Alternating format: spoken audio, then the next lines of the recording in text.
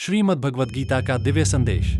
आदरणीय मेरे प्रिय आत्मबंधुओं, आज मैं आप सबके समक्ष श्रीमद् भगवद गीता के एक अत्यंत गहन और जीवन परिवर्तनकारी श्लोक पर अपने विचार रखने के लिए उपस्थित हूँ। शक्नोति है यह सोणु प्राक शरीर विमोक्षणा काम क्रोधोद्भवम वेगं संयुक्तः स सुखी नरः। अर्थात जो मनुष्य शरीर के रहते हुए जीवन की अंतिम घड़ी से पहले ही काम और क्रोध के वेग को सहन कर लेता है, वही सच्चा योगी है, वही वास्तव में सुखी है। भाइयों और बहनों, काम और क्रोध ये दो शब्द मात्र भावनाएं नहीं हैं, ये हमारी चेतना की दिशा तय करने वाली शक्तियां हैं। काम का अर्थ केवल यौन इच्छा नहीं है। काम का वास्तविक अर्थ है दूसरे से सुख पाने की आकांक्षा। जहां भी मैं किसी दूसरे से सुख लेना चाहता हूं, वहां से शोषण की शुरुआत होती है, और जहां मेरी इस आकांक्षा में बाधा आती है, वहीं क्रोध जन्म लेता है। काम और क्रोध अलग अलग नहीं है। क्रोध अवरुद्ध काम है। जब मेरी इच्छा पूरी नहीं होती, जब मेरे स्वार्थ के मार्ग में कोई दीवार खड़ी हो जाती है, तब वही इच्छा अग्नि बनकर क्रोध में परिवर्तित हो जाती है।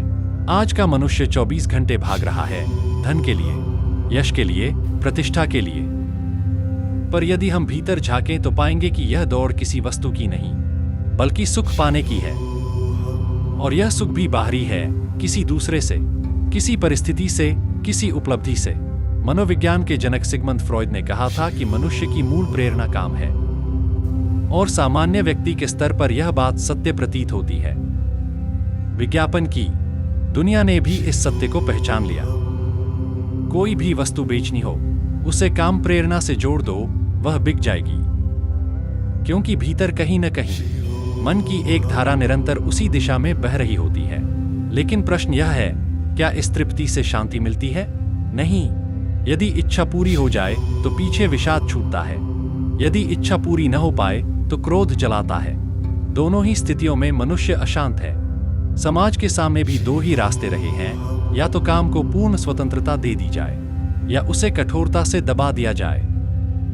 पर इतिहास साक्षी है, दोनों ही मार्ग अधूरे हैं। जहां पूर्ण स्वतंत्रता मिली, वहां जीवन रसहीन हो गया, अर्थहीनता और खालीपन ने घेर लिया। जहां दमन हुआ, वहां भीतर क्रोध, विद्रोह और हिंसा फूट पड़ी। आज हम देखते हैं कि युवा बेचैन है। क्या उसकी जैविक संरचना बदल गई है? नहीं, पर उसके भीतर की ऊर्जा दिशा नहीं पा रही। वह ऊर्जा जो साधना बन सकती थी, वही ऊर्जा विद्रोह बन रही है। गीता हमें दमन नहीं सिखाती, गीता हमें दास्ता नहीं सिखाती, गीता हमें परिवर्तन सिखाती है। काम की ऊर्जा को दबाना नहीं है, उसे रूपांतरित करना है। क्रोध को समाप्त करना नहीं है, उसे जागरूकता में पिघला देना है। जब इच्छा दूसरे से सुख लेने की बजाय दूसरे को सुख देने में बदल जाती है, तभी योग जन्म लेता है। जब स्वार्थ सेवा में बदलता है, तब क्रोध करुणा में परिवर्तित होता है। सच्चा योगी वह नहीं जो पर्वतों में भाग जाए। सच्चा योगी वह है जो संसार के बीच रहकर भी अपनी वासनाओं का स्वामी बन जाए। शरीर रहते हुए जीवन के संघर्षों के बीच यदि कोई व्यक्ति काम और क्रोध के वेग को पहचान कर उसे सजगता से सह लेता है, तो वही युक्त है, वही मुक्त है। भाइयों और बहनों, आज आवश्यकता है बाहरी क्रांति की नहीं, भीतरी क्रांति की। यदि हम अपने बच्चों को केवल सफलता सिखाएंगे और संयम नहीं, तो वे उपलब्धियां तो पालेंगे पर शांति खो देंगे। यदि हम उन्हें प्रतिस्पर्धा सिखाएंगे और करुणा नहीं, तो वे जीतेंगे अवश्य पर भीतर हार जाएंगे।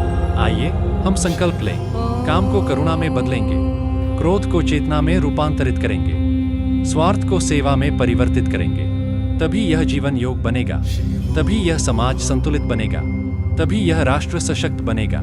और तब हम कह सकेंगे, कर्ता भी शिव, कर्म भी शिव, क्रिया भी शिव और कर्मफल भी शिव। इसी भाव के साथ मैं अपनी वाणी को विराम देता हूँ। आप सबका हृदय से धन्यवाद। Doctor Hukam Singh Sandhu, Shivoham, global treatment management care, जहां उपचार सेवा है और सेवा साधना विचार एक हों और कर्म राष्ट्रहित मानवता के लिए बहें। एकता, समझ और जिम्मेदारी के साथ भारत से विश्व तक मानवता के लिए एक कदम, जहां विचार कर्म राष्ट्रहित मानवता के लिए बहें। संकल्प सीमाओं से परे, एक विश्व, एक उद्देश्य, एक पथ है। कर्ता भी शिव, कर्म भी शिव, क्रिया भी शिव और कर्मफल भी शिव। शाश्वत शक्ति अनंत सेवा, आस्था, आशा, समर्पण, अत्र तत्र सर्वत्र शिवोहम।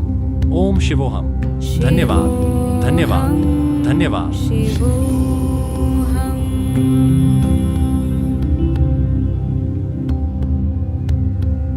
शिवोऽहं